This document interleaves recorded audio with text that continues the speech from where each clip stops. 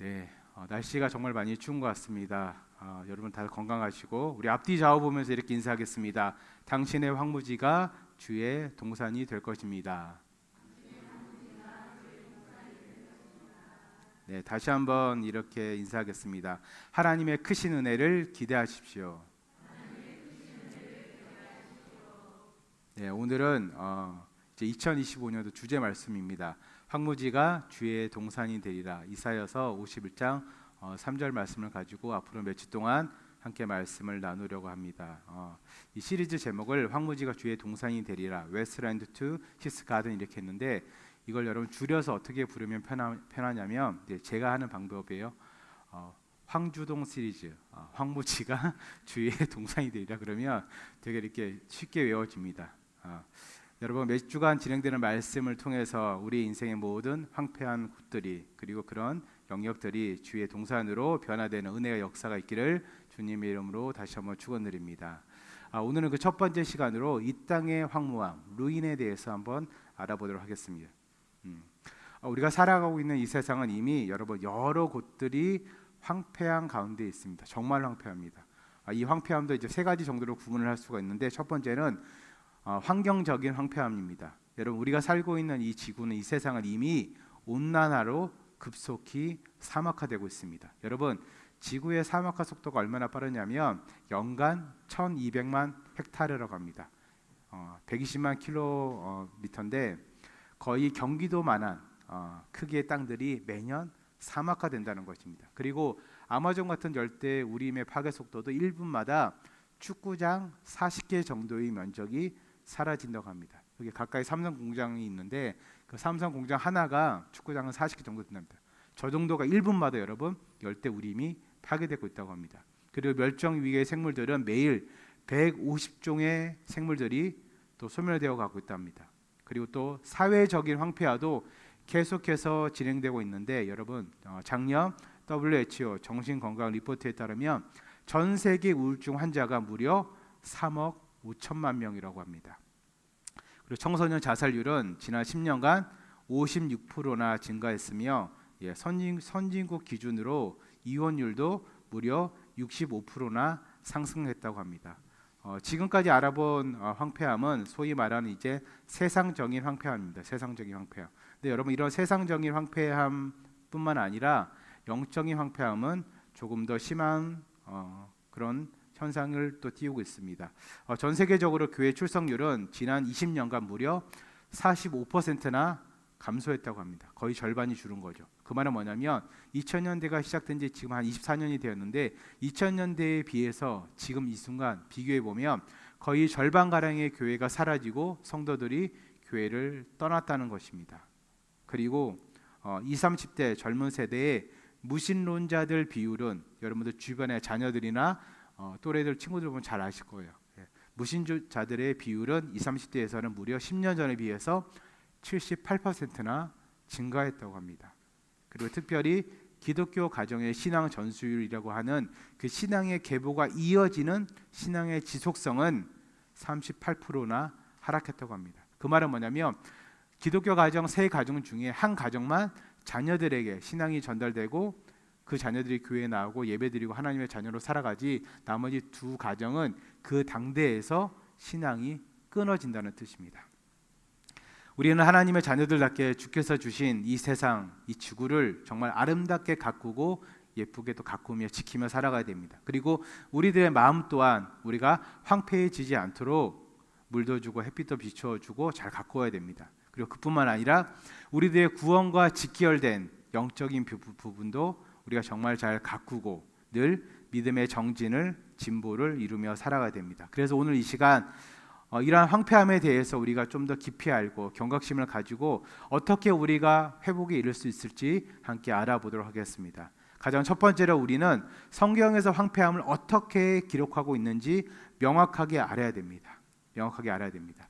창세기 3장 17절에서 18절 상반절입니다. 우리 함께 읽겠습니다. 시작. 아담에게 이르시되 내가 내 아내의 말을 듣고 내가 내게 먹지 말라 한 나무의 열매를 먹었은즉 땅은 너로 말미암아 저주를 받고 너는 내 평생에 수고하여야 그 소산을 먹으리라.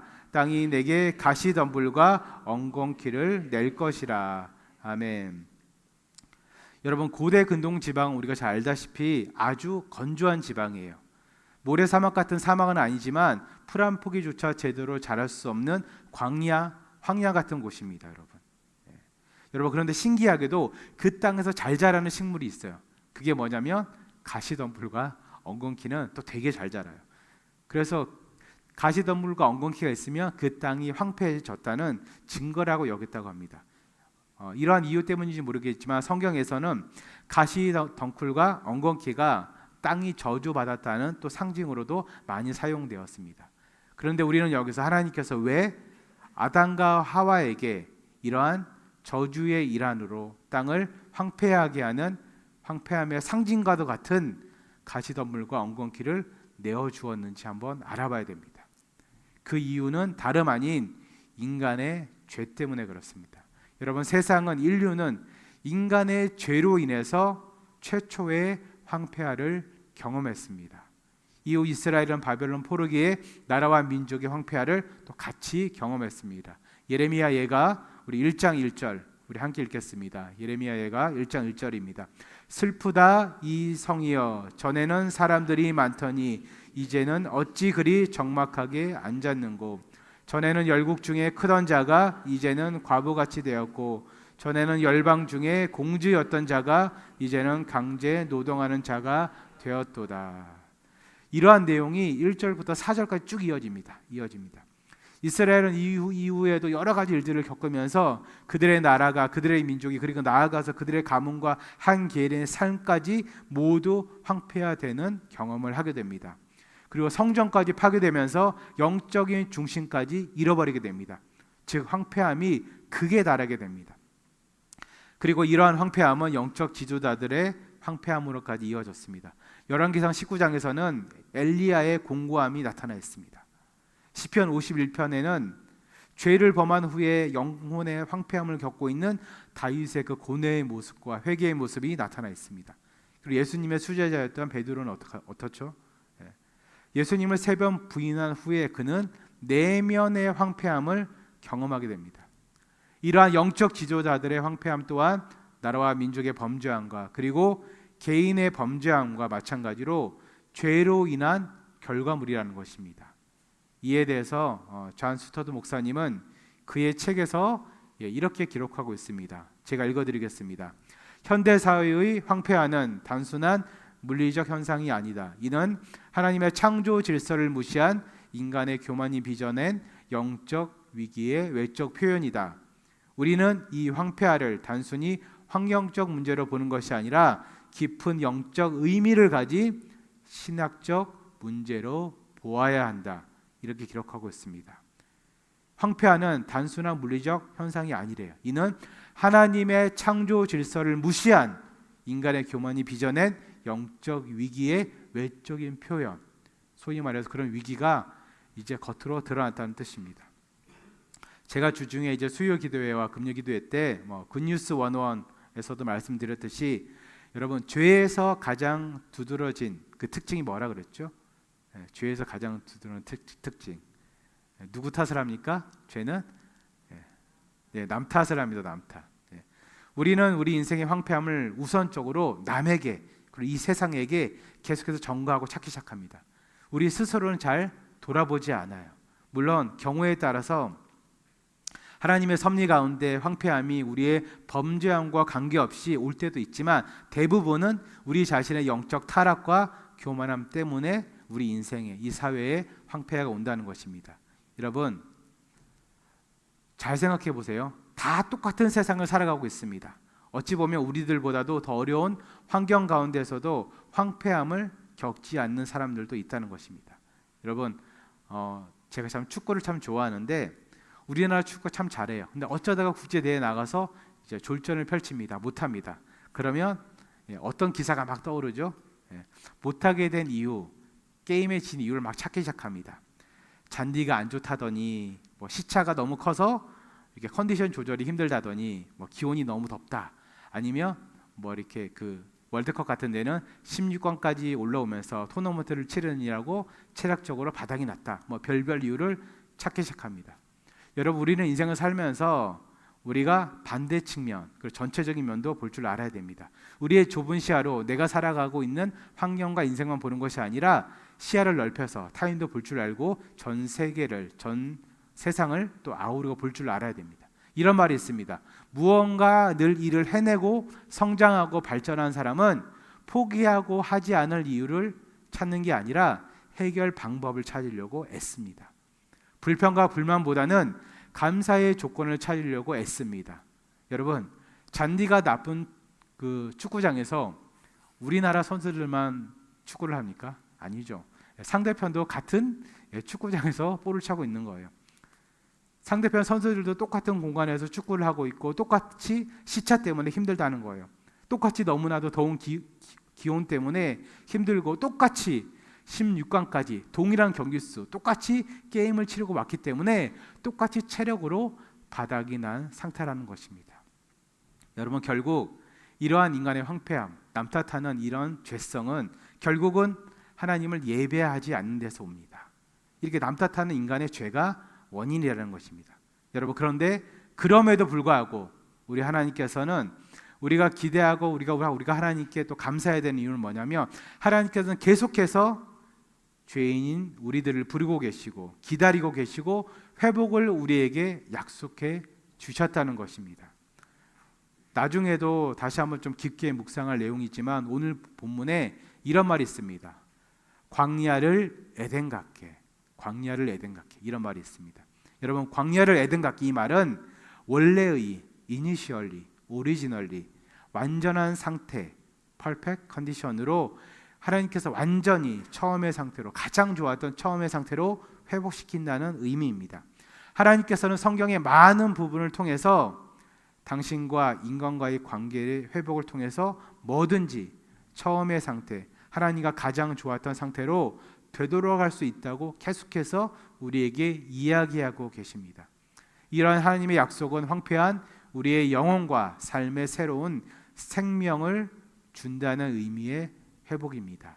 다시 한번 말씀드립니다. 하나님의 약속은 황폐한 우리의 영혼과 삶의 새로운 생명을 준다는 의미의 회복이라는 것입니다.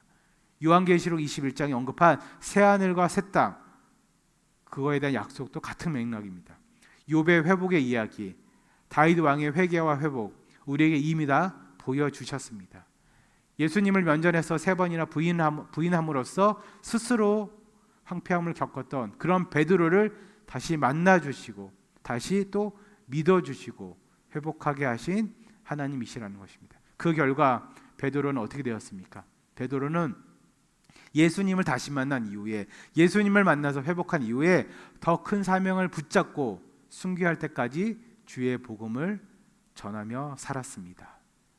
뉴욕 리디머 교회를 담임하셨던 팀 켈러 목사님은 너무나도 유명한 책이죠. 탕부 하나님이라는 책에서 회복에 대해서 이렇게 설명하고 있습니다. 제가 읽어드리겠습니다. 하나님의 회복은 단순히 이전 상태로 되돌아가는 것이 아니다. 이는 우리가 상상할 수 있는 것보다도 더 나은 상태로의 변화를 의미한다. 마치 탕자의 아버지가 아들을 단순히 종으로 받아들이는 것이 아니라 잃어버렸던 아들의 지위를 완전히 회복시켜 준 것처럼 하나님의 회복은 언제나 우리의 기대를 뛰어넘는다. 이렇게 기록하고 있습니다. 여러분, 우리가 잘 알다시피 인간의 삶과 하나님의 은혜는 항상 반복되어 왔습니다. 인간이 범죄하고 타락하면 하나님께서 진노하십니다. 그 진노하심에 인간이 회개하면 다시 하나님께서는 인간의 죄를 용서해 주시고 회복의 은혜를 부어주십니다. 그럼 인간이 또 어떡하죠? 또 죄짓죠. 하나님 또 진노하시고 인간이 회개하고 하나님 회복시키고, 이러한 패턴의 반복이 바로 지금까지 진행되어 온 인류의 역사라는 것입니다. 여러분, 우리가 우리 인생이 지금 당장 황폐한 가운데 있다고 해서 낙심할 필요가 없는 이유는 주께서 우리의 황폐함을 회복해 하시기를 원하신다는 것입니다. 여러분, 성경에는 여러 가지 핵심 주제들이 있어요. 사랑이 있고 용서가 있고 여러 가지가 있어요. 근데 그 중에서 정말 가장 확실한 주제를 꼽으라면 뭐냐면 그것은 하나님의 언약이에요. 하나님의 언약, 하나님의 약속이에요. 여러분, 그 하나님의 언약 약속이 무엇입니까? 내가 너희를 죄로부터 자유케 하고 회복하게 하겠노라. 내가 너희를 구원하게 하겠노라. 그것이 바로 하나님의 가장 확실한 약속입니다. 가장 확실한 메시지고 언약이라는 것입니다. 여러분, 나라든 민족이든 한 개인이든 가정이든 하나님께서는 하나님께로 돌아오는 자들을 회복하게 하신다고 약속하셨습니다. 여러분, 성경에서 말한 약속은, 회복은 그냥 단순한 원상복구의 의미가 아니에요. 여러분, 에덴 같게 한다는 말은 표면적으로는 원상복귀 되는구나 이렇게 생각할 수도 있어요. 근데 여러분, 최초의 상태가 인간이 만든 상태가 아니에요. 에덴은 전능하신 하나님께서 만드신 상태가 바로 에덴이에요. 에덴. 그래서 성경에서 말하는 회복의 의미는 뭐냐면, 인간 기준에서 이전과 동일한 상태로 내가 컴백하는 게 아니에요. 돌아오는 게 아니에요. 이전보다 더 강건해지는 거예요. 왜 그렇습니까? 최초로 돌아오는 것은 하나님께서 만드셨던 가장 완벽한 상태로의 복귀이기 때문에 그렇습니다. 여러분, 그래서 이제 병원 가시거나 수술하시는 분들, 제가 기도해 드릴 때 제가 늘 이런 말을 해요. 기억하실 거예요. 하나님, 우리 집사님, 우리 권사님 이전보다 더 강건하게 하실 하나님을 기대하고 소망하고 믿습니다. 제가 이렇게 기도를 합니다. 여러분, 저에게 기도 받으신 분들 기억하십니까? 여러분, 이게 되게 성경적인 말이에요. 진짜로 하나님께서는 여러분들의 약함을, 그런 죄된 모든 것까지 하나님께서 회복시키시는데, 어떻게 회복시키시냐? 이전보다 더 강건하게, 이전보다 더 아름답게 하나님께서 회복시키실 줄 믿습니다.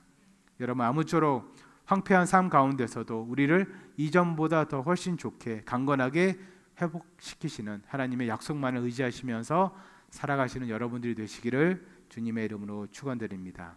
마지막 세 번째로, 우리는 황폐한 가운데서 가장 우선적으로 영적 황폐함을 극복하려고 노력해야 됩니다. 영적 황폐함. 여러분, 세상에서의 황폐함, 개인의 마음과 삶의 황폐함도 힘들고 빨리 극복해야 되지만, 영적인 황폐함에 대한 경각심이 우리에게 없으면 우리 인생의 황폐함은, 여러분 잘 들으세요, 점점점 더 가속화됩니다. 때로는 표면적으로, 그리고 실제적으로 오늘날을 살아가고 있는 삶에서의 황폐함과 여러 관계에 있어서의 황폐함에 더 집중하는 것이 우선일 때가 우리는 너무나도 많습니다. 내 삶이 좀 나아지도록, 나의 황폐함이 조금 나아지도록, 무너진 나의 관계가 좀 나아지도록 애씁니다. 물론 하나님을 모르는 사람들은 이러한 것에 목숨을 겁니다.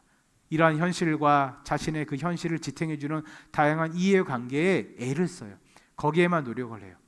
여러분, 그러한 행동이 잘못되었다는 것이 아니라, 영적인 존재인 인간은 뭘 우선시해야 되냐면 본질적인 해결책이 되는 영적 황폐함의 극복에 더 집중해야 된다는 뜻입니다. 여러분, 그럼 우리는 어떻게 영적 황폐함을 극복할 수 있을까요? 제가 금요 기도에 또 말씀드렸는데, 여러분, 말씀에 집중해야 됩니다. 진짜로 다른 방법은 없어요. 살아있어서 늘 생명력이 넘치는 하나님의 말씀을 깊이 더 깊이 묵상해야 됩니다. 말씀을 가까이 하고 말씀에 순종하는 훈련을 하셔야 돼요.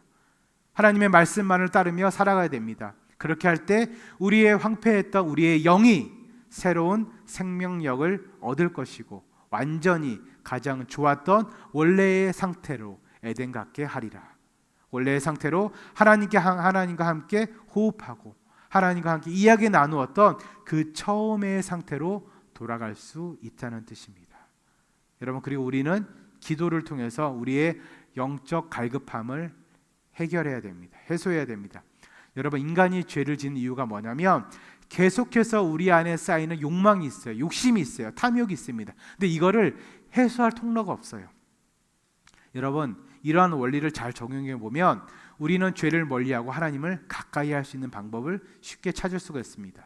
여러분, 우리가 말씀과 기도로 하나님과 충분히 호흡하고 이야기 나누고 이미 주신 은혜에 감사하고, 그리고 앞으로 주실 은혜를 기대하며 살아간다면, 솔직히 말해서 여러분, 우리는 죄를 지을 틈이 없어요. 무슨 말인지 아십니까? 죄를 지을 틈이 없어요. 내 안에 내 영이 이미 하나님의 은혜로 충분히 채워졌기에 죄로 인해서 영적으로 황폐해질 틈이 없다는 거예요. 여러분, 음주 가무가 왜 죄입니까? 왜? 세상을 즐기는 게 왜 죄예요? 여러분, 인간의 채워지지 않는 갈급함을 하나님으로 채우지 않고 세상 것으로 채우려고 했기 때문에 그것이 죄인 것입니다. 여러분, 술 먹지 마세요. 이거 기독교 강령 우리나라에만 있습니다. 중국이나 이런 데 가면은 여러분, 예배 끝나고 다 한 대씩 피고 나와요. 근데 우리나라에만 있어요. 왜 우리나라에만 있냐? 우리나라 사람들은 끝을 봐요. 한 잔 마시면 어떻게 마시죠? 죽을 때까지 마시죠. 아마 술로, 저도 외국 생활을 오래 했는데 술로 1차, 2차, 3차 가는 나라는 제가 알기로는 우리나라가 유일합니다. 여러분, 담배 아시죠? 줄담배 피우는 나라 우리나라가 유일합니다. 그렇기 때문에 하지 말라는 거예요. 왜? 우리나라 사람들이 왜 그렇게 합니까? 제가 보기에는 다른 어느 나라 사람들보다 우리나라 사람들은 갈급해요. 그러니까 계속해서 세상 것으로 채우려고 애쓰기 때문에 그래요. 여러분, 그렇기 때문에 우리는 계속해서 경건을 연습해야 돼요. 경건을. 하나님께 다가가는 연습을 해야 됩니다. 디모데전서 4장 8절입니다. 디모데전서 4장 8절 우리 함께 읽겠습니다. 시작. 육체의 연단은 약간의 유익이 있으나 경건은 범사에 유익하니 금생과 내생의 약속이 있느니라. 아멘. 이것을 세번역 성경으로 보면은 이렇게 기록하고 있습니다. 몸의 훈련은 약간의 유익이 있으나 경건 훈련은 모든 면에 유익하니 이 세상과 장차 올 세상의 생명을 약속해 줍니다. 여러분, 육체의 연습, 몸의 연습, 이 세상을 잘 살기 위한 노력은 약간의 노력. 영어 성경으로 보니까 slightly beneficial 이렇게 되어 있어요. 아주 작은 이익이라는 거예요. 그런데 경건의 훈련은 beneficial for all things, 모든 것에서 이익을 준대요. 모든 것에서 유익하대요. 여러분, 우리가 우리의 영적 황폐함에 대해서 가장 우선적으로 경각심을 갖고 극복하고 회복해야 될 이유가 바로 여기에 있다는 것입니다. 말씀을 맺도록 하겠습니다. 오늘 우리는 황무지가 주의 동산이 되리라, 그 첫 번째 시간으로 이 땅의 황폐함, 루인에 대해서 말씀을 나누었습니다. 우리가 먼저 이 땅의 황폐함의 근본적인 원인이 인간의 죄라는 것을 알아야 됩니다. 그러나 그럼에도 불구하고 우리에게 회복을 약속하신 하나님의 사랑과 은혜를 늘 사모하며 살아가야 된다는 것입니다. 그리고 세상의 황폐함, 개인의 황폐함의 회복보다도 영적인 황폐함의 회복에 우리는 집중해야 됩니다. 왜냐하면 그러지 않으면 우리 인생의 황폐함은 점점점 더 빨라질 것이기 때문입니다. 여러분, 말씀을 더 가까이 함으로 늘 우리를 회복하시려고 애쓰시는 하나님의 사랑과 은혜의 약속을 매일매일 확인하며 살아가고 그 말씀에만 순종하고 그 말씀만 따르며 살아가야 우리는 영적인 황폐함에서 완전히 가장 좋았던 처음의 상태 에덴 같게 하리라. 그렇게 우리는 회복될 수 있습니다. 사랑하는 우리 성도님 여러분, 아무쪼록 육체의 연습보다 경건의 훈련을 더 열심히 하심으로 금생과 내생에 약속된, 하나님께서 굳게 약속하신 그 하나님의 회복을 누리시기를 주님의 이름으로 축원드립니다. 우리 다 같이 일어나셔서 이 땅의 황폐함을 온전히 회복하실 하나님을 찬양하도록 하겠습니다.